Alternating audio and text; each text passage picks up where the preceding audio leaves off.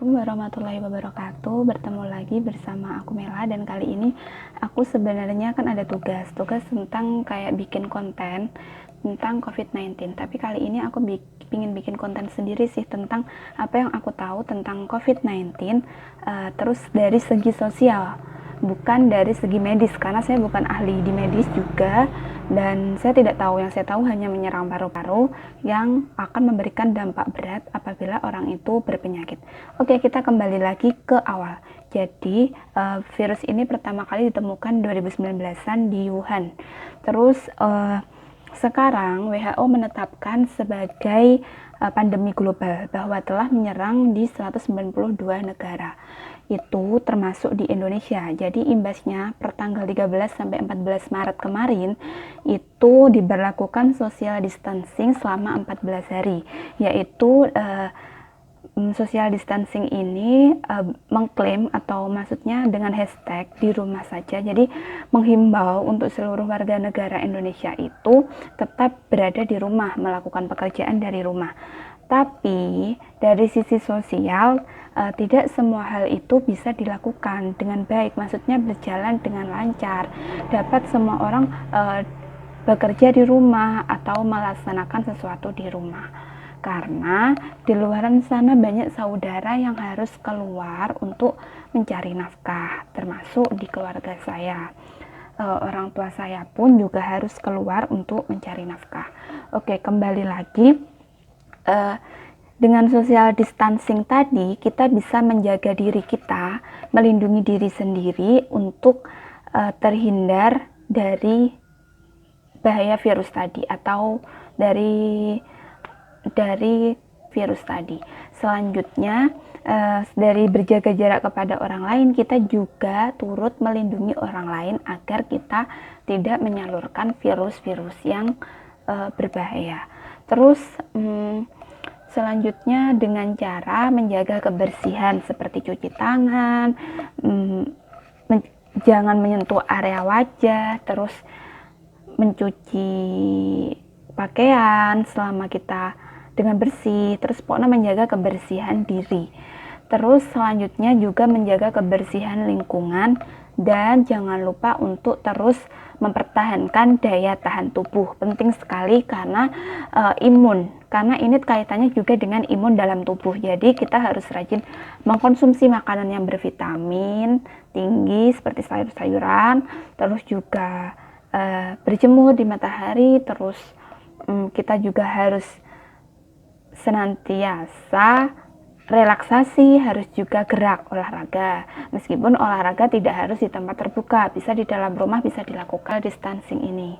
Kita kembali lagi ke masalah efek dari COVID-19. Dari efek COVID-19 ini, perekonomian di Indonesia pun juga ada imbasnya. Misal dari nilai rupiah yang akhirnya menguat turun, maksudnya menjadi harganya itu 16.000 lebih, seperti itu. Berarti kan secara langsung akan memberikan dampak pada harga-harga di pasaran. Terus juga langkanya barang-barang pokok di wilayah saya seperti gula misalnya, itu kalau harga hari biasa gula itu harganya 12 sampai 14.000 itu sudah paling mahal. Tapi kalau di sini sekarang 17.000 itu hanya mendapatkan gula tanda kutip oleh-olehan.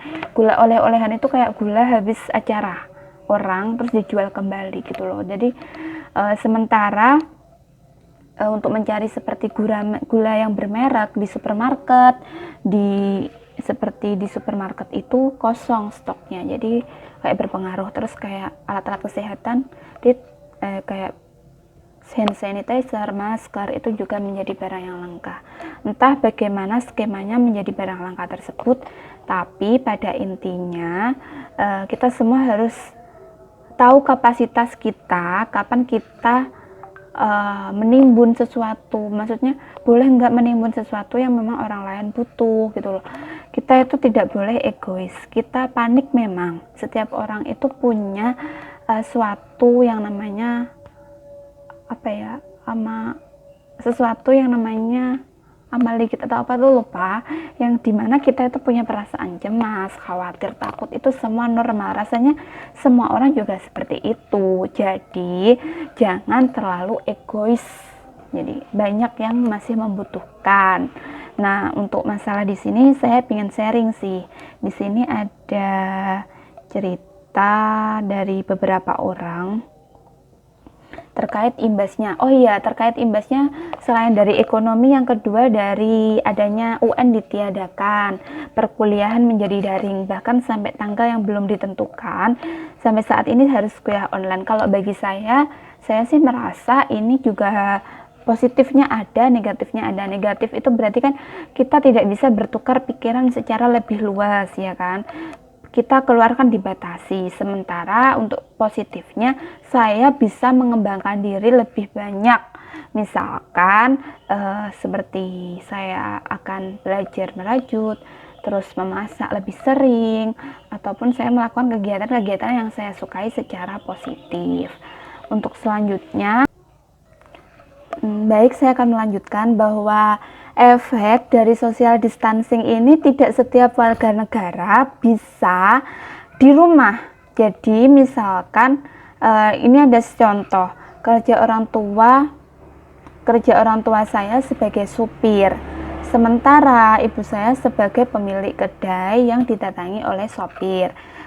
Tapi saat ini sopir itu kekurangan penumpang, satu hari tidak bisa mengangkut penumpang banyak karena orang-orang kan pada di rumah, otomatis sepi penghasilan. Kedai pun supir-supir juga jarang ada yang bekerja, akhirnya kedai juga sepi. Terus ibunya pulang, katanya juga sampai dagangannya kan kembali utuh, sampai kayak menangis gitu. Ada lagi berharap nanti bisa ada sholat tarawih dan sholat id berjamaah.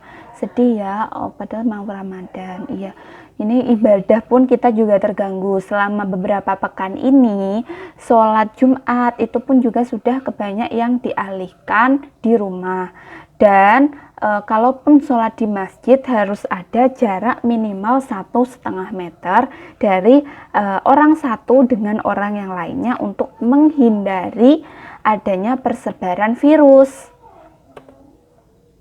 Tapi dampak positif dari situasi sekarang ini, saya lebih dekat dengan pencipta saya. Jadi semoga dengan adanya ini juga lebih mendekatkan diri kita menjadi sarana yang akan menjadikan kita semakin taat, menjadi hamba yang mulia di hadapan Allah Subhanahu wa Ta'ala. Amin.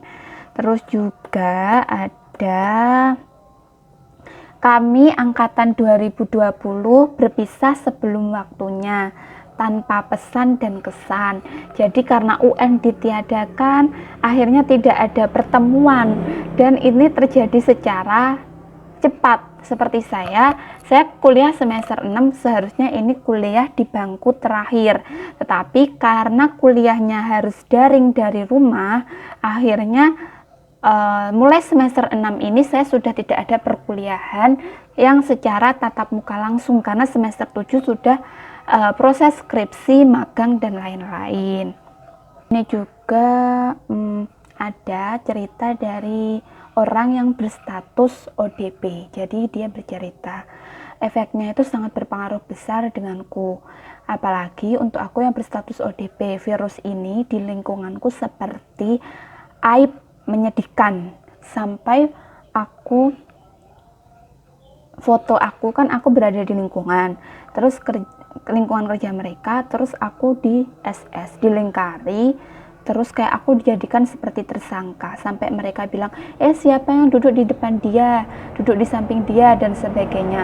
Menurut aku itu nggak beretika, ya jelas nggak beretika lah, secara orang itu kan masih orang dalam pengawasan. Orang yang sakit itu perlunya support, bukan memang kita menghindar agar tidak tersebar virus, tapi kita harus senantiasa memberikan support. Terus apalagi sampai ngejapri dan tetap share foto-foto yang dilingkarin, tapi mereka seakan lupa bagaimana cara menghargai perasaan orang. Sedih banget ya kalau misalkan kayak gini. Dan yang menyedihkan, atasan aku pun komen yang menurut aku itu nggak pantas. Karena menurut aku mereka lupa perbedaan panik berlebihan dan waspada dan menjaga, sampai berpikir apa kabar mereka yang positif, suspek, wajar aja sampai ada kasus seperti itu. Ya, kita akhirnya menjadi nilai.